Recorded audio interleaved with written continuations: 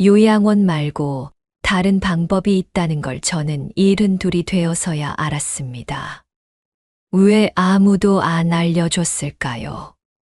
아니, 알려줬어도 믿지 않았을 거예요. 남편이 떠나고 혼자가 된 지 3년째였습니다. 집은 전세, 통장 잔고는 점점 줄어들고 있었어요. 딸아이는 조심스럽게 말했어요. 혼자 계시면 안 될 것 같다고요. 저는 그 말이 무슨 뜻인지 알았습니다. 그러다 우연히 듣게 된 이야기가 있었어요. 월세 5만 원짜리 집이 있다고요. 요양원 아니고 혼자 살 수 있는 새로운 주거지라고요. 처음엔 사기인 줄 알았습니다. 그런 게 세상에 어딨어요. 알고 보니 진짜 있었어요. 지금 그곳으로 어르신들이 몰리고 있습니다. 저도 1년 기다려서 겨우 들어갔고요. 다만 들어가기까지 쉽지 않았어요. 그리고 막상 들어가고 나서도 생각과 달랐던 것들이 있었습니다. 지금 75, 그곳에서 산 지 2년째입니다. 이게 정말 잘한 선택이었을까요? 아니면 차라리 요양원이 나았을까요? 끝까지 들어보시면 아실 거예요. 남편은 69 되던 해 겨울에 떠났습니다. 갑작스러운 일이었어요. 아침에 일어나 보니 옆자리가 차갑더라고요. 장례 치르고 49제 지내고 정신없이 시간이 흘렀습니다. 사람들이 하나둘 돌아가고 나서야 느꼈어요. 아, 이제 진짜 혼자구나. 처음 몇 달은 그래도 괜찮았습니다. 딸아이가 자주 들렀고 동네 사람들도 안부를 물었어요. 바쁘게 지내다 보면 하루가 금방 갔습니다. 그때까지만 해도 괜찮았어요. 문제는 시간이 지나면서였습니다. 딸도 자기 살림이 있으니 매일 올 수는 없었어요. 동네 사람들도 각자 사정이 있고요. 어느 순간부터 하루 종일 아무도 안 만나는 날이 생기기 시작했습니다. 제일 힘든 건 밥 먹을 때였어요. 남편 살아있을 때는 대화가 없어도 괜찮았거든요. 마주 앉아서 밥 먹는 것만으로도 충분했습니다. 혼자가 되니까 숟가락 소리만 방 안에 울렸어요. TV를 켜놔도 허전한 건 마찬가지였습니다. 밥맛이 없어서 대충 몇 숟갈 뜨다가 그냥 치우는 날이 많았어요. 그러다 보니 살이 빠지기 시작했습니다. 한 달에 2kg, 3kg씩 줄었어요. 딸아이가 얼굴 보더니 깜짝 놀라더라고요. 엄마 왜 이렇게 야위었어요? 밥은 제대로 먹어요? 제대로 먹는다고 했습니다. 걱정시키기 싫었거든요. 밤은 더 무서웠어요. 불을 끄고 누우면 온갖 생각이 다 들었습니다. 지금 내가 쓰러지면 누가 알아줄까? 며칠 동안 아무도 모르면 어쩌나. 그런 뉴스 본 적 있잖아요.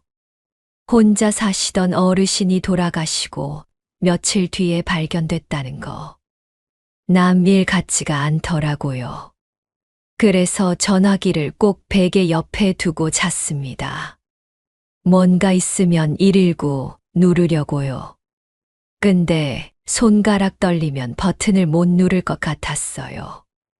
그 생각하면 잠이 안 왔습니다. 새벽 서너 시에 깨면 다시 못 잤어요. 천장만 보면서 아침을 기다렸습니다. 해가 뜨면 그제야 조금 안심이 됐어요. 밤만 되면 또 무서워지고요. 그렇게 1년이 지났습니다.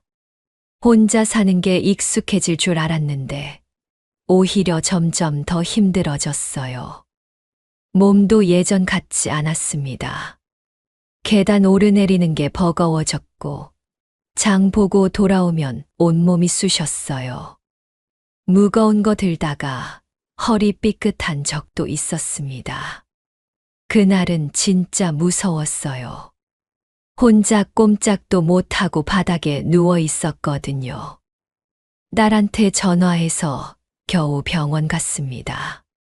큰 건 아니었는데 딸 표정이 심상치 않더라고요. 며칠 뒤 딸이 조심스럽게 말을 꺼냈습니다. 엄마, 이러다 큰일 나요. 혼자 계시면 안 될 것 같아요. 그 말이 무슨 뜻인지 알았습니다. 요양원. 딸은 그 단어를 입 밖에 안 냈지만 눈빛으로 느껴졌어요. 가슴이 철렁 내려앉았습니다. 나도 이제 그렇게 되는 건가? 내 발로 걸어 다니는데 벌써 요양원인가? 아무 말도 못했어요. 그냥 괜찮다고, 아직은 혼자 할 수 있다고만 했습니다. 딸이 돌아가고 나서 한참을 멍하니 앉아 있었어요. 창밖이 어두워지는 걸 보면서 생각했습니다. 앞으로 어떻게 살아야 하나? 요양원밖에 답이 없는 건가? 그때는 정말 막막했습니다. 요양원. 그 단어가 머릿속에서 떠나질 않았습니다. 딸은 그 말을 직접 하진 않았어요. 하지만 혼자 계시면 안 될 것 같아요. 라는 말이 무슨 뜻인지 저는 알았습니다. 요양원 알아보라는 거잖아요. 저도 모른 척 했어요. 그 이야기 꺼내면 진짜가 될 것 같아서요. 그러던 어느 날 오래된 친구한테서 연락이 왔습니다. 수님이라고 젊었을 때부터 같이 시장 다니고 경조사 챙기던 사이였어요.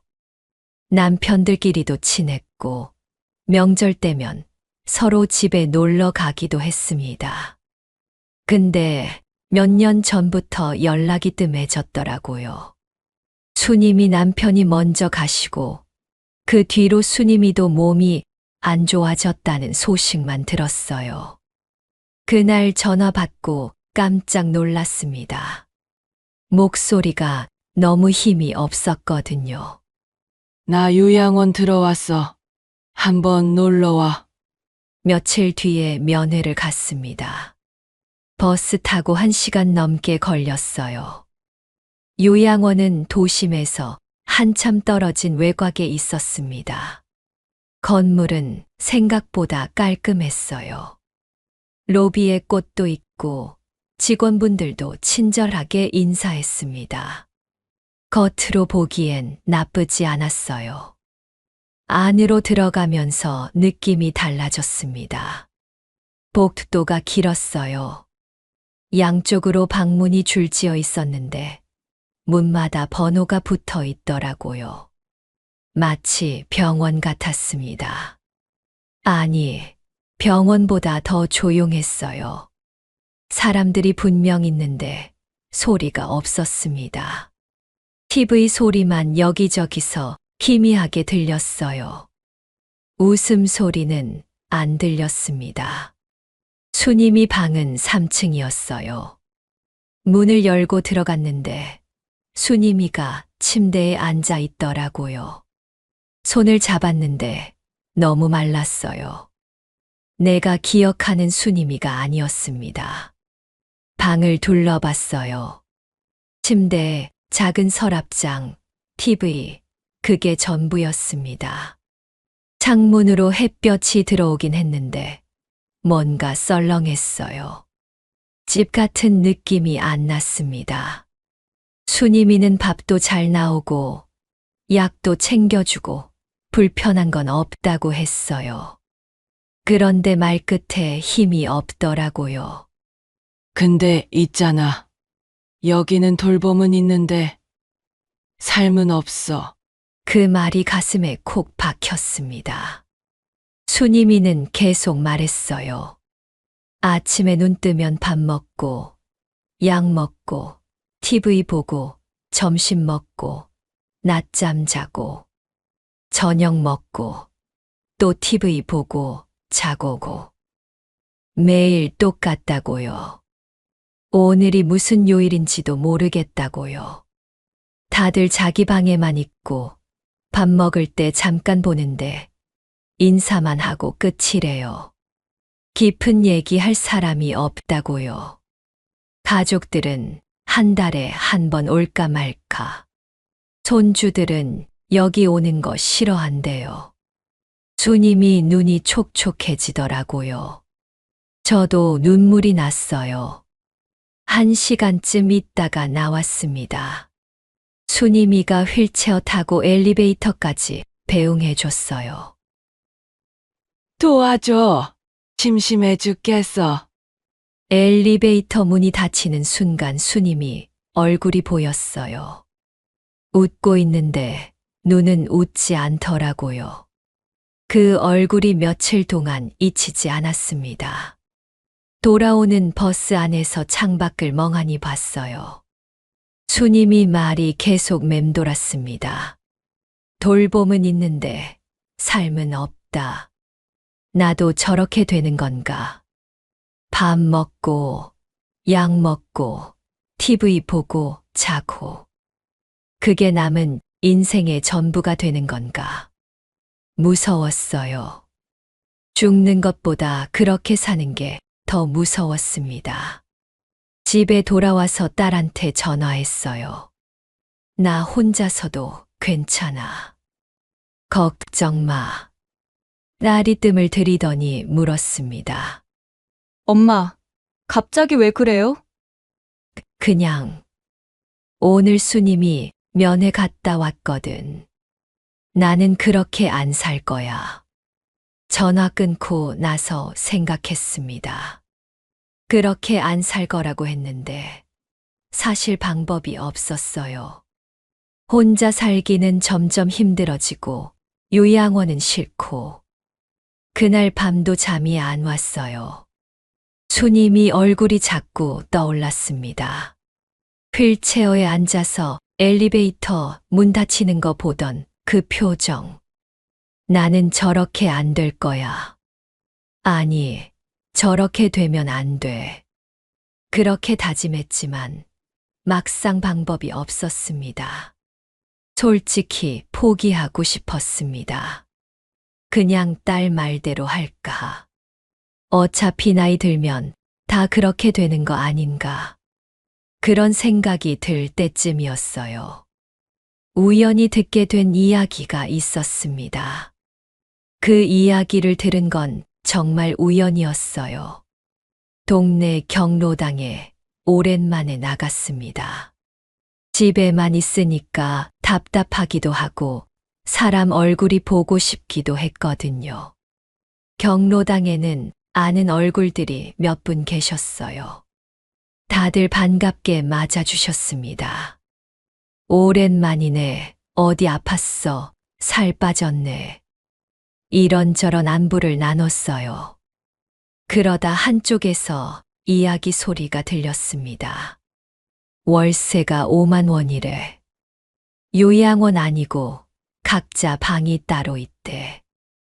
혼자 생활하는 건데 외롭지 않대. 귀가 번쩍 뜨이더라고요. 5만 원이요? 제가 잘못 들은 줄 알았어요. 슬쩍 다가가서 물어봤습니다. 그게 뭐냐고, 어디서 들었냐고. 고령자 복지주택이라는 거래요. 나라에서 운영하는 어르신 전용 임대주택이라고.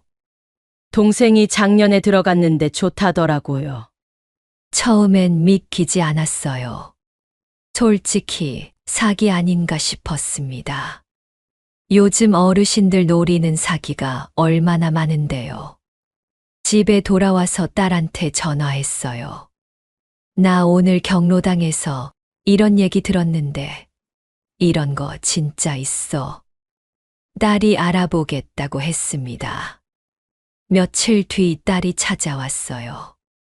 핸드폰으로 뭘 보여주더라고요. 진짜 있었어요. 사진도 있었습니다. 작은 원룸 구조인데 깔끔했어요. 화장실에 안전 손잡이가 있고 비상벨도 설치되어 있었습니다. 이게 바로 그거구나. 요양원 아니고 혼자 살 수 있는 새로운 주거지. 딸이 신청 조건도 알아봤대요. 나이도 되고 조건도 맞을 것 같다고. 서류 준비하면 도와주겠다고 했어요. 가슴이 두근거렸습니다. 이런 게 있었는데 왜 몰랐을까? 며칠 뒤 딸이랑 같이 주민센터 갔어요. 서류 떼고 신청서 작성하고 딸이 옆에서 도와줘서 어렵지 않았습니다. 접수증 받았을 때 손이 떨렸어요. 이게 되면 내 인생이 달라질 수도 있겠구나. 오랜만에 희망이 생겼습니다. 그때까지만 해도 괜찮았어요. 신청만 하면 금방 들어갈 줄 알았거든요. 생각처럼 쉽지 않았어요. 신청하고 나서 연락이 올 줄 알았어요. 일주일, 열흘, 보름. 아무 소식이 없었습니다. 딸한테 물어봤어요. 원래 이렇게 오래 걸리는 거냐고. 딸이 다시 알아보더니 말해줬습니다. 인기 있는 지역은 대기가 길대요. 짧으면 6개월, 길면 2년도 기다린대요. 2년이요? 순간 막막해졌습니다. 2년이면 74이에요. 그때까지 내가 버틸 수 있을까? 몸은 점점 안 좋아지는데, 그래도 기다리기로 했어요. 다른 방법이 없었으니까요. 한 달이 지났습니다. 연락이 없었어요. 2달이 지났습니다. 여전히 없었어요.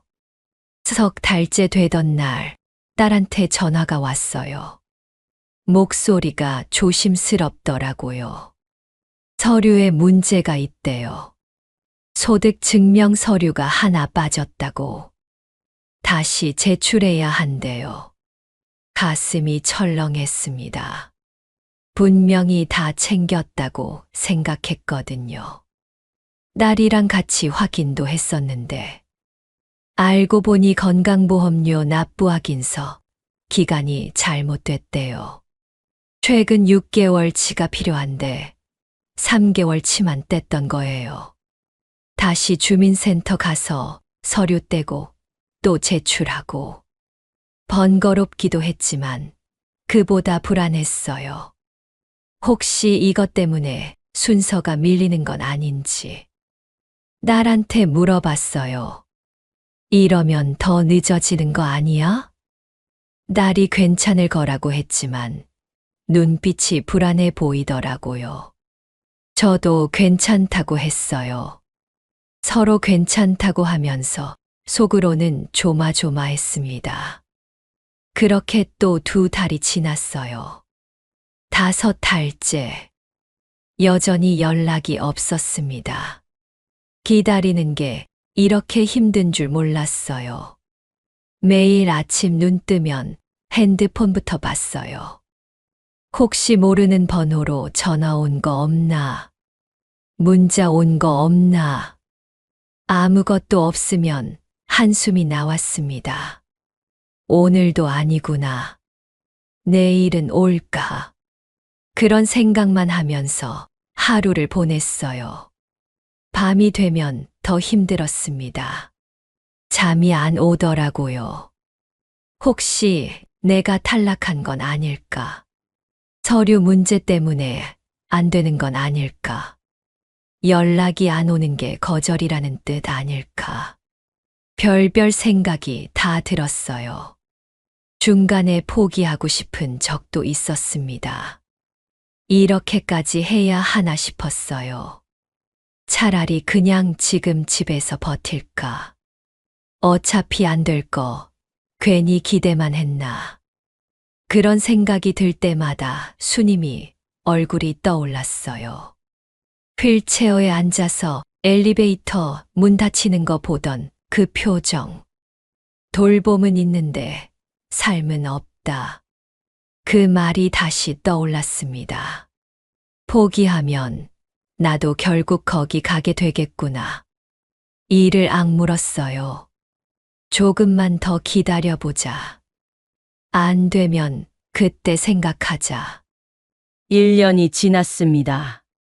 어느 날 아침이었어요. 핸드폰이 울렸습니다. 전화 끊고 나서 한참을 멍하니 앉아 있었어요. 됐구나. 진짜 됐구나. 눈물이 나더라고요. 기다린 보람이 있었습니다. 가을이었습니다.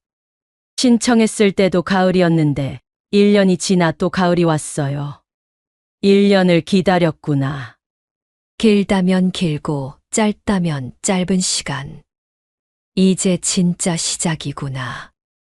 새로운 삶이 시작되는구나. 가슴이 벅차올랐습니다. 입주 준비를 시작했어요. 짐을 정리하고 필요한 것들을 챙기고 딸이 와서 도와줬습니다. 이삿짐이 생각보다 많지 않더라고요. 평생 모은 게 이것뿐인가 싶기도 했어요. 하지만 괜찮았습니다. 새로 시작하는 거니까. 무거운 짐은 두고 가도 되니까. 입주 날짜가 다가왔습니다. 설레기도 하고 떨리기도 했어요. 새로운 곳에서 잘 적응할 수 있을까? 사람들이랑 잘 지낼 수 있을까? 걱정도 됐지만 기대가 더 컸습니다. 드디어 입주 당일이 됐어요. 딸이 차를 가지고 왔습니다. 짐을 싣고 집을 나섰어요. 떠나기 전에 빈 집을 한번 둘러봤습니다. 남편이랑 살던 집, 혼자 버티던 집. 잘 있어. 고마웠어. 마음속으로 인사하고 문을 닫았습니다. 새로운 곳으로 향했어요. 차 안에서 창밖을 보는데 이상하게 눈물이 나더라고요. 이게 끝이 아니라 시작이라는 걸 알면서도요. 왜 그랬는지 모르겠어요. 1시간쯤 달려서 도착했습니다. 건물 앞에 섰을 때 가슴이 두근거렸어요. 드디어 왔구나. 여기가 내 새 집이구나. 입주 첫날. 딸이 짐 풀어주고 이것저것 정리해줬어요. 방은 작지만 깔끔했습니다. 화장실에 안전 손잡이도 있고 비상벨도 있었어요. 딸이 돌아갈 때쯤 됐습니다. 저녁 먹고 가라고 했어요. 근데 딸이 미안한 표정을 짓더라고요. 오늘은 가봐야 할 것 같다고. 다음에 천천히 오겠다고. 현관문이 닫히고 나서 혼자 방에 앉았어요. 갑자기 조용해지더라고요. 새 집인데 낯설었습니다. 천장도 낯설고 벽도 낯설고 냄새도 낯설었어요. 창밖을 봤습니다. 주변에 아무것도 없더라고요. 건물 몇 개, 나무 몇 그루. 도심에서 한참 떨어진 외곽이었어요. 버스 정류장까지 걸어서 15분. 병원 가려면 버스 타고 40분. 생각보다 멀었습니다. 첫날 밤 잠이 안 왔어요. 오히려 집에 있을 때보다 더 외롭더라고요. 여기 와서 뭐가 달라진 걸까? 혼자인 건 마찬가지잖아. 그런 생각이 들었습니다. 다음 날 아침 공동식당에 내려갔어요. 어르신들이 이미 앉아 계시더라고요. 근데 다들 서로 아는 사이 같았어요. 웃으면서 얘기하고 반찬도 나눠 먹고 저만 겉도는 느낌이었습니다. 어디 앉아야 할지 모르겠더라고요. 빈자리 찾아서 조용히 앉았어요. 밥 먹는데 아무도 말 안 걸어줬습니다. 숟가락 소리만 들렸어요. 집에서 혼자 밥 먹을 때랑 뭐가 다르지? 사람들 사이에 있는데 더 외로웠어요. 며칠이 지나도 마찬가지였습니다. 다들 이미 그룹이 있더라고요. 새로 온 사람한테 관심이 없었어요. 아니, 관심이 없는 게 아니라 경계하는 것 같기도 했어요. 쟤는 누구야? 어디서 왔어? 그런 눈빛이 느껴졌습니다. 프로그램에도 나가봤어요. 체조 시간, 노래 교실. 근데 거기도 마찬가지였어요. 이미 친한 사람들끼리 뭉쳐 있었습니다. 저는 구석에 서서 따라만 했어요. 일주일쯤 지났을 때 딸한테 전화했어요. 명절에 와서 자고 가라고. 같이 밥도 먹고 얘기도 하고 싶었거든요.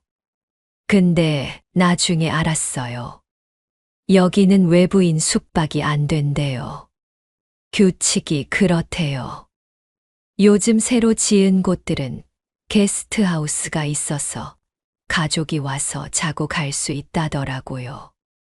근데 제가 있는 곳은 없었어요. 딸이 명절에 왔다가 저녁 먹고 일어나면서 그러더라고요. 다음엔 우리 집에 가서 자요, 엄마. 고마운 말인 거 알아요. 근데 그 말 듣는 순간 괜히 눈물이 나더라고요. 현관문 닫히는 소리 듣는데 가슴이 먹먹했습니다. 그날 밤 혼자 누워서 생각했어요. 여기 온 게 맞는 건가? 차라리 그냥 집에 있을 걸. 후회가 밀려왔습니다. 그렇게 한 달쯤 지났을 때였어요. 여전히 어색했습니다. 식당에 가도 혼자 밥 먹는 날이 많았고, 프로그램에 나가도 구석에 서 있었어요. 그러던 어느 날이었습니다. 점심 먹고 할 일이 없어서 1층 로비에 앉아 있었어요. 멍하니 창밖을 보고 있는데 누가 옆에 앉더라고요. 같은 층에 사는 분이었어요. 복도에서 몇 번 마주친 적 있었는데 인사만 하고 지나갔던 사이였습니다. 그분이 먼저 말을 걸어줬어요. 새로 오셨죠? 어디서 오셨어요? 적응하기 힘들죠? 저는 그냥 네 하고 대답했어요. 근데 그분이 계속 얘기해 주더라고요. 본인도 처음 왔을 때 한 달 동안 울었대요. 여기 사람들이 차갑게 느껴지고 외롭고 후회도 많이 했대요. 석 달 지나니까 좀 달라지더라고요. 그 말이 마음에 남았습니다. 석 달. 조금만 더 버텨보자. 그분 이름은 영숙 씨였어요. 저보다 2살 많은 77. 영숙 씨가 이것저것 알려줬습니다. 몇 시에 체조 가면 사람이 적은지, 어느 테이블에 앉으면 편한지, 누구는 말이 많으니까 조심하라고, 누구는 괜찮은 사람이라고. 그런 정보들이 도움이 됐어요. 조금씩 다른 분들하고도 인사를 하게 됐습니다. 안녕하세요. 밥 드셨어요? 오늘 날씨 좋네요. 그런 인사들이 오가기 시작했어요. 2달째 되던 날, 영숙 씨가 텃밭에 같이 가보겠냐고 물었어요. 건물 뒤편에 작은 텃밭이 있었습니다. 어르신들이 직접 가꾸는 거래요. 상추, 쪽파, 고추 같은 것들이 심어져 있었어요. 흙 냄새를 맡으니까 이상하게 마음이 편해지더라고요. 오랜만이었어요. 뭔가 살아있다는 느낌이 드는 게. 저도 텃밭 한 구역 받았습니다. 영숙 씨가 지금 시기엔 쪽파가 좋다고 알려줬어요. 같이 묘종도 사러 가고 심는 법도 배웠습니다. 흙을 만지면서 생각했어요. 이게 나쁘지 않구나. 식당 밥도 괜찮았습니다. 한 끼에 2,000원. 혼자 해 먹는 것보다 싸고 편했어요. 처음엔 정해진 시간에 먹어야 하는 게 불편했거든요. 근데 익숙해지니까 오히려 편했습니다. 뭐 해 먹지, 이런 고민이 사라졌어요. 다만 관리비는 생각보다 많이 나왔습니다. 월세는 5만 원인데 관리비 고지서 보고 깜짝 놀랐어요. 15만 원이 넘게 나왔거든요. 월세보다 관리비가 3배나 비쌌습니다. 관리 인력 인건비가 많이 들어간다더라고요. 처음엔 속상했어요. 이럴 줄 알았으면 더 알아볼 걸. 근데 다 합쳐도 20만 원 정도였어요. 혼자 집에서 살 때 월세의 공과금에 이것저것 나가던 거 생각하면 오히려 낫습니다. 무엇보다 돈으로 바꿀 수 없는 게 있었어요. 아침에 눈 뜨면 오늘은 누구 만나지 하는 생각이 들었습니다. 혼자 집에 있을 때는 없던 감각이었어요. 석 달이 지났습니다. 영숙 씨 말이 맞았어요. 석 달 지나니까 좀 달라졌어요. 완전히 익숙해진 건 아니었습니다. 여전히 불편한 것도 있었고 서운한 것도 있었어요. 그래도 달라진 게 있었습니다. 아침에 눈 뜨는 게 덜 무서워졌어요. 넉 달째 되니까 하루가 바빠졌어요. 아침 7시 반에 체조가 있었습니다. 처음엔 귀찮아서 안 나갔는데 영숙 씨가 자꾸 가자고 해서 따라갔어요. 목 돌리기, 어깨 풀기, 다리 들어 올리기. 별거 아닌 동작들이었는데 하고 나면 몸이 가벼웠습니다. 무엇보다 좋은 건 사람들이었어요. 오늘 컨디션 어때요? 어제 잠은 잘 주무셨어요? 그런 안부 인사를 주고받으며 하루를 시작하니까 기분이 달랐습니다. 체조 끝나면 건강관리실에 갔어요. 혈압 재고, 혈당 체크하고, 간호사 선생님이 상주하고 계셔서 궁금한 것도 물어볼 수 있었습니다. 혼자 집에 있을 때는 혈압 잴 생각도 안 했거든요. 여기선 자연스럽게 건강관리를 하게 됐어요. 수요일에는 노래 교실이 있었습니다. 고향의 봄, 그리운 금강산. 어릴 때부터 부르던 노래들을 다 같이 부르면 가슴이 뜨거워졌어요. 금요일에는 영화 상영회도 했습니다. 문화실 불 끄고 벽에 영화 틀어주는 건데 어린 시절 동네 극장 생각이 났어요.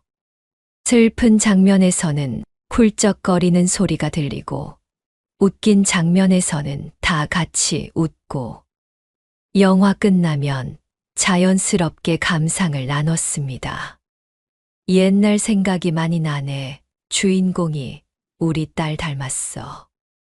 그런 이야기들을 들으면서 각자의 인생을 엿볼 수 있었어요.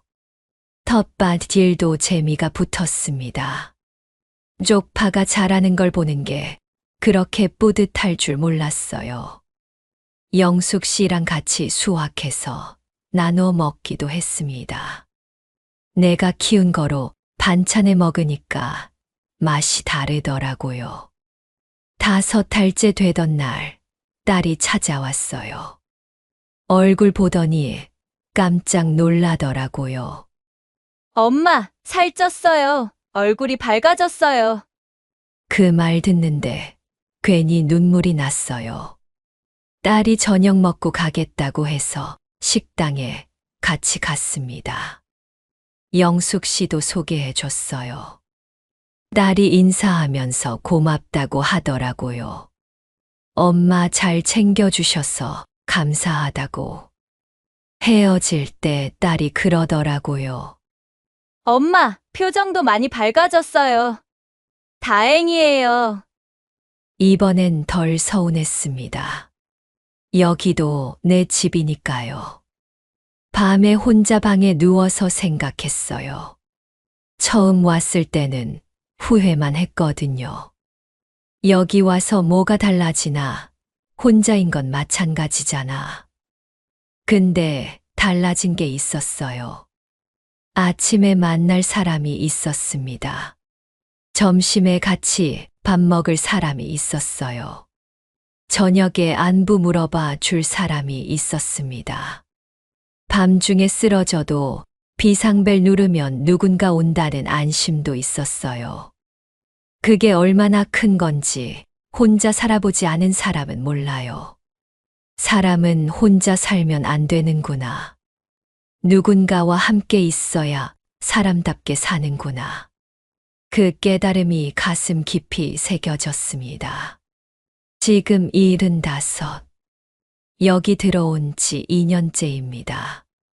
완벽한 곳은 아니에요. 솔직히 말하면요.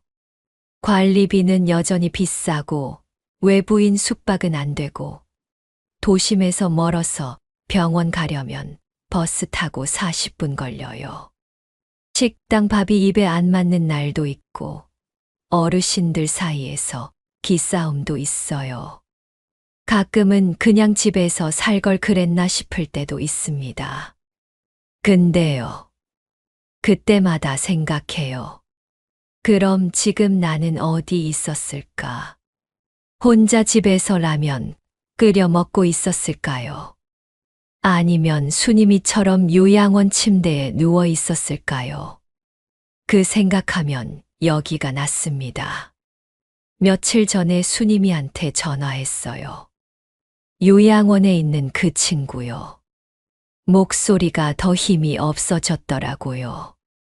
요즘 밥맛도 없고 하루가 너무 길대요. 나는 어제 텃밭에서 상추 땄다. 영숙이랑 노래 교실 갔다. 그런 얘기를 했더니 수님이가 그러더라고요. 너는 잘한 거야. 거기 간 거. 그 말 듣는데 마음이 복잡했어요. 수님이도 여기 왔으면 좋았을 텐데. 진작에 알았으면 좋았을 텐데. 요양원만 답인 줄 알았거든요. 저도 그랬고 수님이도 그랬고. 근데 아니었어요. 다른 길이 있었습니다. 물론 여기도 언젠가는 떠나야 할 수도 있어요. 몸이 더 안 좋아지면 결국 요양원 가야 할 수도 있고요. 그건 저도 알아요. 근데 지금은 아니에요. 지금은 여기서 괜찮습니다. 아침에 눈 뜨면 체조 가고, 점심에 영숙 씨랑 밥 먹고, 오후에 텃밭 가고, 저녁에 프로그램 나가고. 바쁘진 않아도 할 일이 있어요. 무엇보다 사람이 있습니다. 밤에 혼자 누워도 덜 무서워요. 비상벨 누르면 누군가 온다는 걸 아니까요. 내일 아침에 만날 사람이 있다는 걸 아니까요. 요즘 가끔 이런 생각을 해요. 남편이 살아 있었으면 여기 같이 왔을까? 같이 텃밭 가꾸고, 같이 밥 먹고, 같이 체조했을까? 그랬으면 좋았겠다 싶다가도 또 생각해요. 지금 이 사람들이 있으니까 괜찮다고. 영숙 씨도 있고, 다른 어르신들도 있고, 새 식구들이 생긴 거예요. 혼자가 아니에요. 이제는요. 혹시 지금 혼자 사시는 분 계세요? 요양원 가기는 싫은데, 다른 방법을 모르겠다는 분요. 저도 그랬어요. 2년 전까지는요. 고령자 복지주택. 이런 게 있다는 거 저는 72에 우연히 알았습니다. 왜 아무도 안 알려줬을까? 진짜 억울했어요. 그래서 이 이야기 했습니다. 저처럼 모르고 지나가는 분 없으셨으면 해서요. 혹시 주변에 혼자 사시는 어르신 계시면 이 영상 보여주세요. 요양원만 답이 아니라는 거 알려주세요. 도움이 되셨다면 구독이랑 좋아요 한 번씩만 눌러주세요. 저 같은 사람 이야기 앞으로도 계속 전해드릴게요. 감사합니다.